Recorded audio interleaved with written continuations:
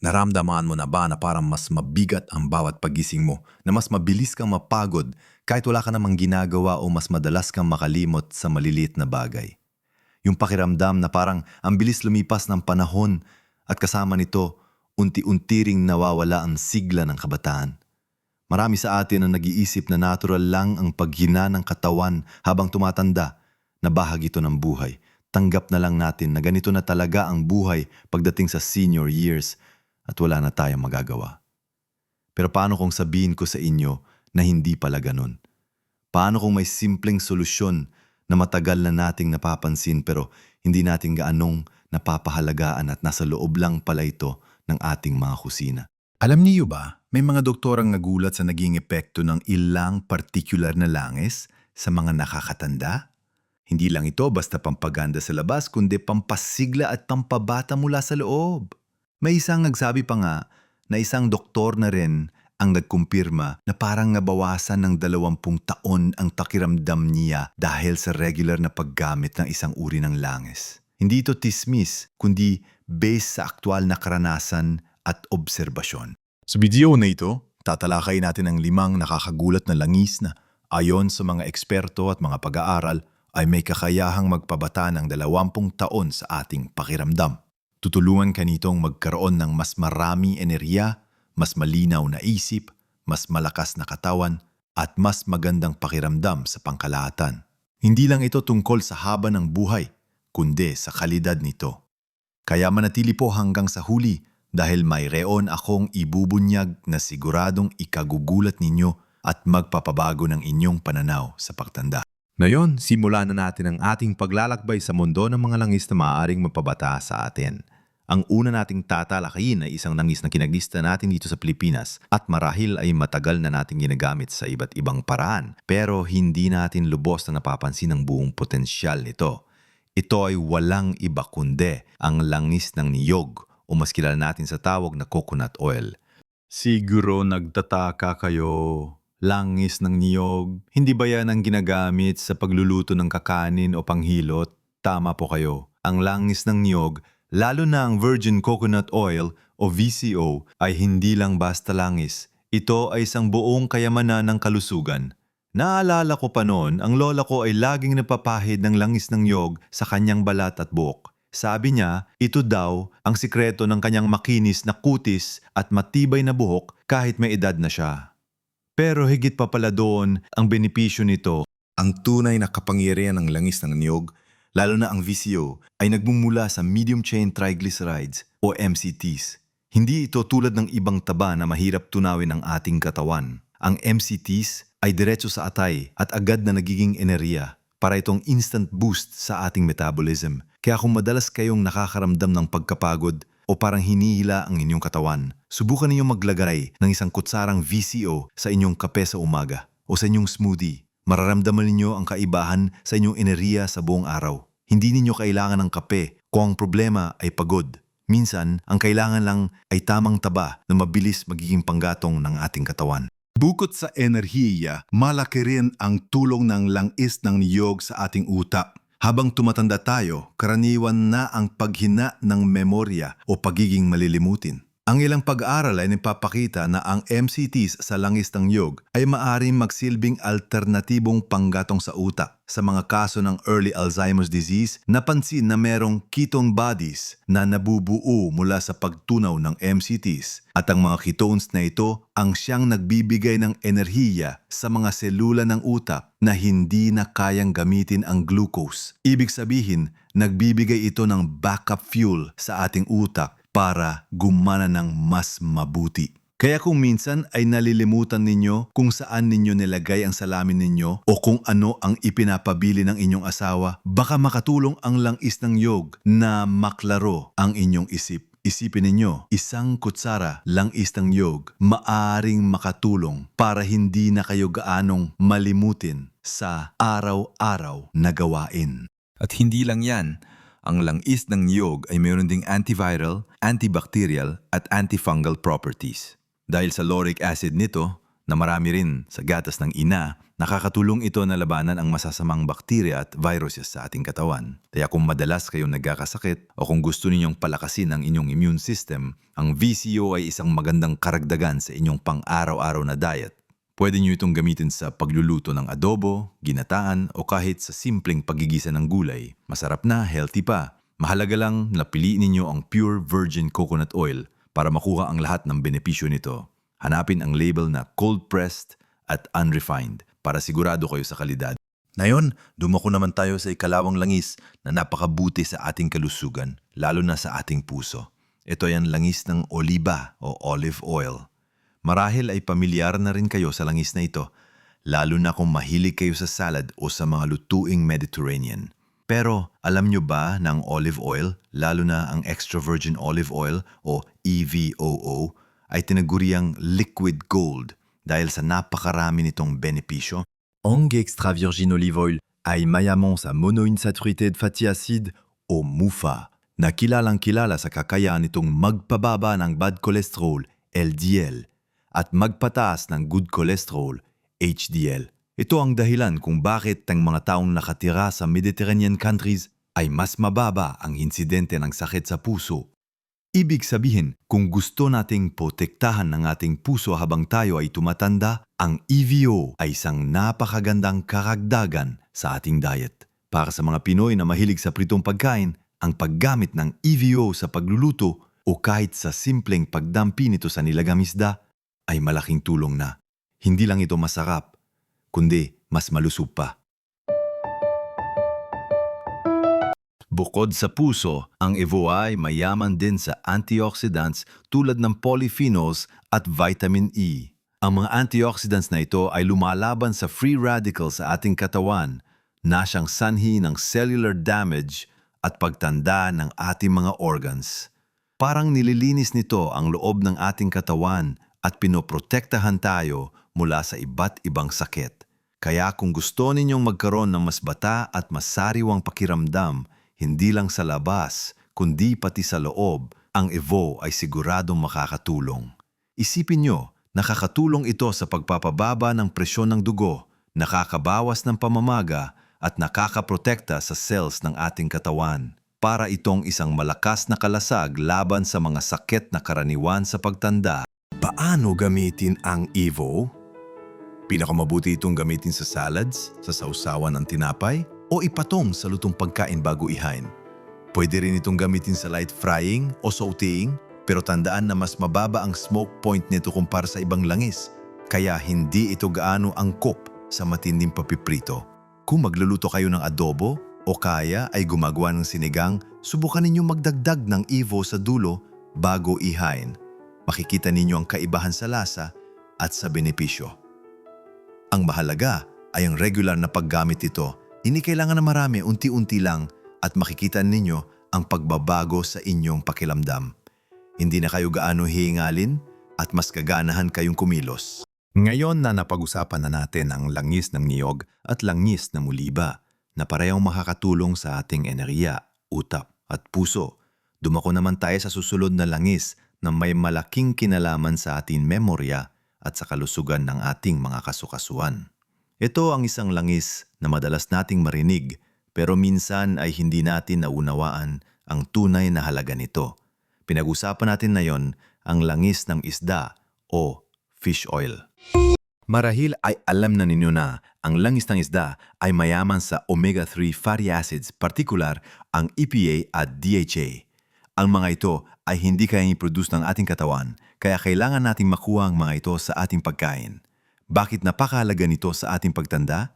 Dahil ang omega-3s ay parang pampadulas sa ating utak at joints. Kung paano natin nilalagyan ng langis ang makina para gumana ng maayos, ganyan din ang omega-3 sa ating sistema. Para sa ating utak, ang DHA ay isang pangunahing bahagi ng gray matter ng ating utak. Ito ang responsible sa memorya, sa pag-iisip at sa ating kakayang matuto. Kung kulang tayo sa DHA, maaring maging malilimutin tayo o mahihirapan tayong mag-concentrate. Maraming pag-aaral ang nagpakita ng regular na pagkonsumo ng omega-3s ay nakakatulong na mapanatili ang cognitive function at maaring makatulong na maiwasan ang cognitive decline na karaniwan sa pagtanda. Kung minsan ay nakalimutan ninyo kung ano ang sasabihin ninyo o kung saan ninyo nilagay ang susi ng bahay, baka kailangan ninyong dagdagan ang omega-3s sa inyong diet. Isipin nyo, hindi lang ito para sa memorya, kundi pati na rin sa ating mood. Ang omega-3s ay nakakatulong din na mapanatili ang ating mental well-being, na importante lalo na sa mga senior na minsan ay nakakaranas ng lungkot o pagkabago. Bukod sa utak, ang omega-3s ay kilala rin sa kanilang anti-inflammatory properties. Ang pamamaga ay isa sa mga ugat na maraming sakit sa pagtanda tulad ng arthritis o rheuma, sakit sa puso at maging ang ilang uri ng cancer. Kung nakakaranas kayo ng pananakit ng mga kasukasuan o kung madalas kayong nakakaramdam ng matinding pagod na may kasamang pananakit ng katawan, maaring may pamamaga sa loob ng inyong sistema. Ang regular na paggamit ng fish oil o pagkain ng isdang mayaman sa omega-3s tulad ng sardinas, tuna, salmon at mackerel ay makakatulong na mabawasan ang pamamaga na ito. Hindi kailangan ng mamahaling gamot. Minsan, ang solusyon ay nasa simpleng pagkain na nakasanayan na nating kainin. Ang sardinas na nasa lata o ang sariwang isda na inihaw ay mayaman na sa omega-3. Subukan ninyong kumain ng fatty fish ng 2 hanggang 3 beses sa isang linggo at makikita ninyo ang kaibahan sa inyong mga kasukasuan at sa pangkalahatang pakiramdam. Kung hindi naman kayo mahilig sa isda, merong fish oil supplements na makukuha sa botika, pero mas maganda pa rin kung galing sa totoong pagkain.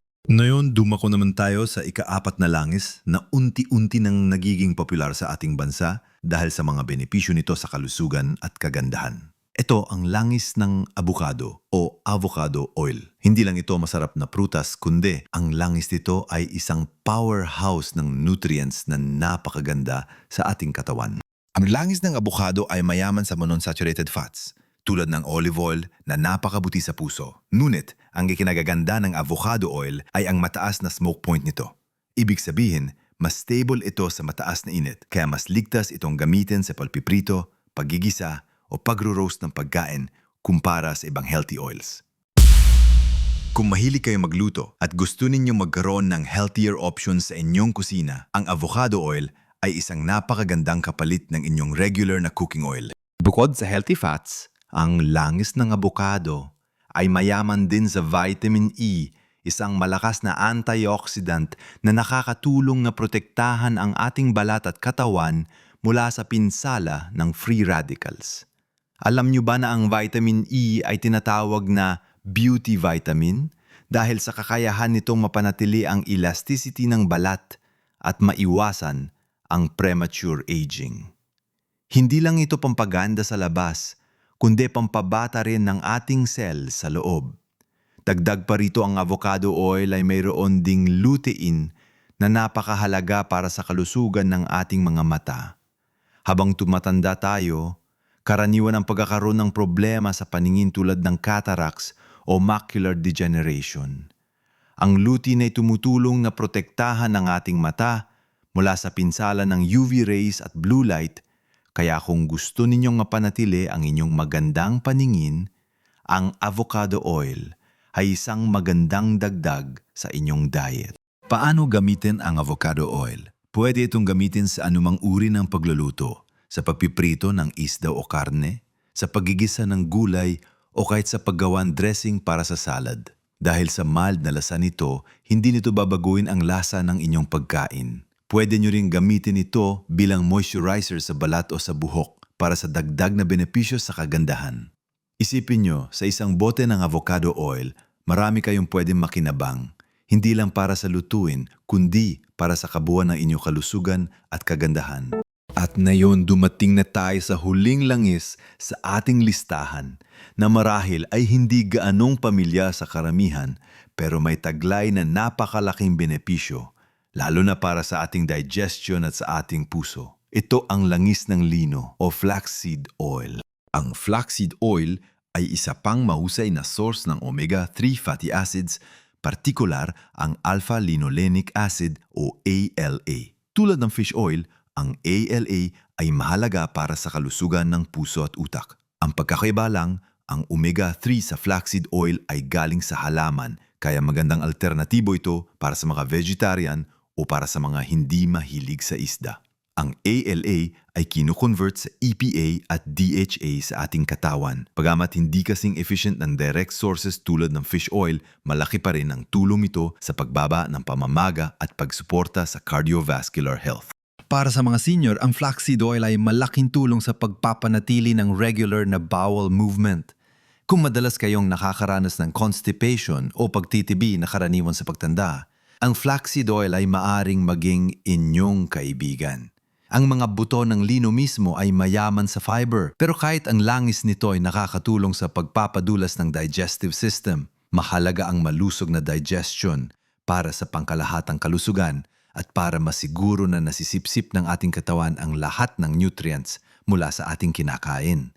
Kung malusog ang ating bituka, mas maganda ang ating pakiramdam, mas madalas tayong maging energetic at mas bumababa ang tsansa ng pagkakaroon ng sakit. Paano gamitin ang flaxseed oil?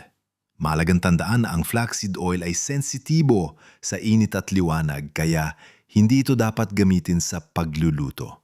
Pinakamabuti itong idagdag sa inyong mga cold dishes. Halimbawa, pwede ninyo itong ihalo sa inyong smoothie, ihalo sa yogurt, isaboy sa oatmeal o gamitin bilang dressing sa inyong salad. Ang isang kutsara kada araw ay sapat na para maramdaman ninyo ang benepisyo. Siguraduhin lang na itatago ninyo ito sa ref at sa madilim na lugar para hindi masira at para mapanatili ang kanyang nutrients. Isipin nyo, isang simpleng langis na makakatulong sa inyong pagtunaw ng pagkain at makakaprotekta pa sa inyong puso. Hindi ba't ang ganda ng ideya na habang kumakain tayo ng masarap ay pinapabata din natin ang ating katawan? Kaya, sa kabuuan, napag-usapan natin ang 5 nakakagulat na langis na may kakayahang malpabata ng 20 taon sa ating pakiramdam. Simula sa pamilyar nating langis ng niyog na nagbibigay ng enerhiya at nagpapatalas ng isip hanggang sa langis ng oliba na nagpoprotekta sa ating puso at lumalaban sa pamamaga. Tinalakay din natin ang langis ng isda na susi sa matalas na memorya at malusog na kasukasuan. Ang langis ng abukado na nagpapaganda ng ating balat at nagbibigay proteksyon sa ating mata at ang flaxseed oil na nagpapabuti ng digestion at nagpapalakas ng puso. Hindi ba at nakakamangha na ang mga simpleng langis na ito na matagal nang ginagamit sa iba't ibang kultura ay may ganito palang kalaking benepisyo sa ating kalusugan, lalo na sa ating pagtanda? Ngayon, maaaring naisip nyo, paano ko sisimulan ang lahat ng ito? Kailangan ko bang bilhin lahat ng 5 langis na yan agad? Hindi po. Ang mahalaga ay ang unti-unting pagpapakilala ng mga langis na ito sa inyong pang-araw-araw na pamumuhay. Subukan nyo muna ang isa. At kapag nakita nyo ang benepisyo, saka kayo magdagdag ng iba.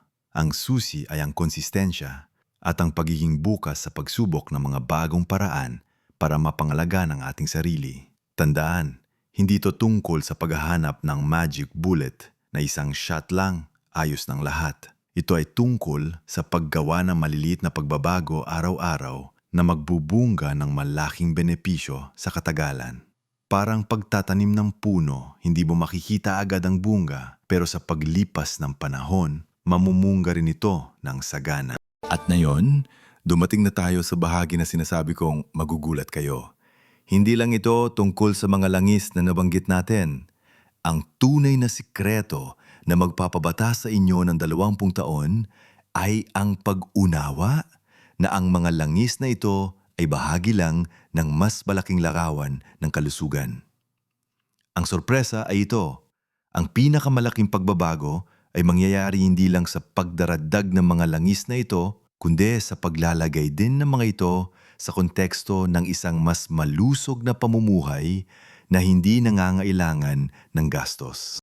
O, narinig ninyo po, ang tunay na nagpapabata bukod sa mga langis na ito ay ang simpleng paglalakad araw-araw, ang pag-inom ng sapat na tubig, ang sapat na tulog, at ang pagpapanatili ng positibong pananaw sa buhay.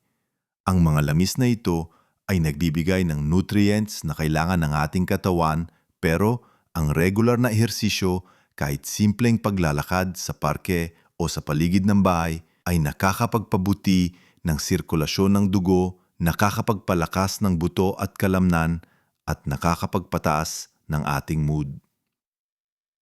Ang pag-inom ng tubig ay nagpapanatili ng hydration ng ating cells at nakakatulong sa detoxification, at ang sapat na tulog ay nagbibigay ng pagkakataon sa ating katawan na mag-repair at mag-rejuvenate. Dagdagan pa ito ng positibong pananaw, ng pagtawa, ng paggawa ng mga bagay na nagpapasaya sa atin at ng pakikisalamuha sa pamilya at mga kaibigan, at tuon ninyo mararamdaman ang tunay na pagbabata. Ang mga langis nito ay panggatong sa apoy ng inyong kalusugan, pero ang apoy mismo ay kailangan ninyong panatilihin sa pamamagitan ng aktibong pamumuhay at positibong isip. Taan po natin, ang maliliit na pagbabago ay maaaring magbigay ng malaking pagkakaiba sa ating kalusugan at kaligayahan. Hindi ninyo kailangan maging perpekto. Ang mahalaga ay ang pagsisimula at pagiging consistent. Huwag nating isipin na uli na ang lahat. Sa bawat araw na lumilipas, may pagkakataon tayong pagandahin ang ating buhay at pahabain ang ating sigla. Kung meron po kayong mga tanong, o kung may sarili kayong karanasan sa paggamit ng mga langis na ito, o kung ano pa mga tips sa pagpapabata, paki-share po sa comment section sa ibaba. Gusto namin marinig ang inyong mga kwento at matuto mula sa inyo. Kung nagustuhan po niyo ang video na ito at nakita ninyo nakatulong, paki-like po at huwag kalimutang mag-subscribe sa aming channel para sa mas marami pang kapakipakinabang na impormasyon tungkol sa kalusugan at wellness para sa ating mga senior. Maraming salamat po sa inyong panonood. Sana ay nakapagbigay kami ng inspirasyon at praktikal na payo para mas maging masigla at mas masaya ang inyong mga araw. Tandaan, hindi hadlang ang edad para mamuhay ng buong buo. Isabuhay po natin ang ating pinakamagandang buhay sa bawat edad. Hanggang sa muli.